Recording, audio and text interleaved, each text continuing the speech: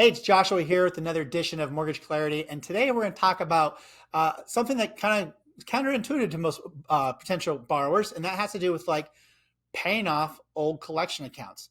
And they do this with the idea that, hey, I want to buy a home.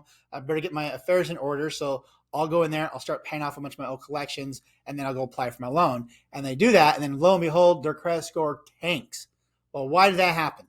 Well, what you have to understand is from a lender's perspective, the credit report actually in general is most heavily weighted on the activity that's happening in the most recent 12 months and 24 months.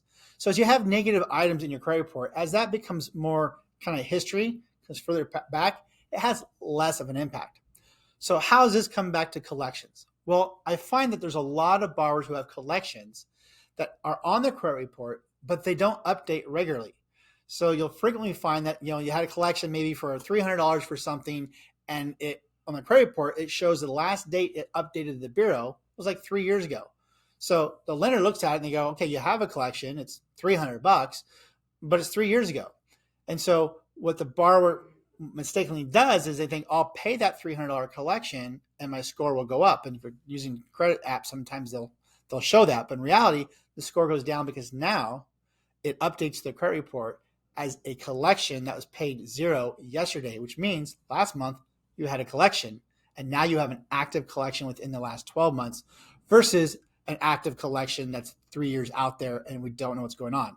So before you run out there and you start paying off a bunch of collections and stuff, definitely talk to somebody who understands credit to find out, because you might be surprised it's kind of counterintuitive of what you might need to do to get that credit score to come up. And it doesn't always make sense to pay off the collection. Further, from a loan perspective, because that's what I do for a living, is sometimes it might be better to have those collections on the credit report, the credit score works, and have that money available for your down payment and or closing costs. If you use it all to pay off collections, you might find yourself now short of cash to close.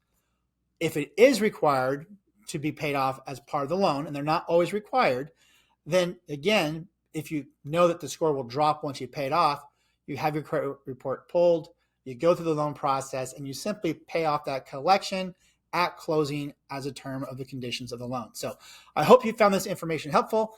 If you did, thumbs up, subscribe, share with your friends. Until next time, have a great day.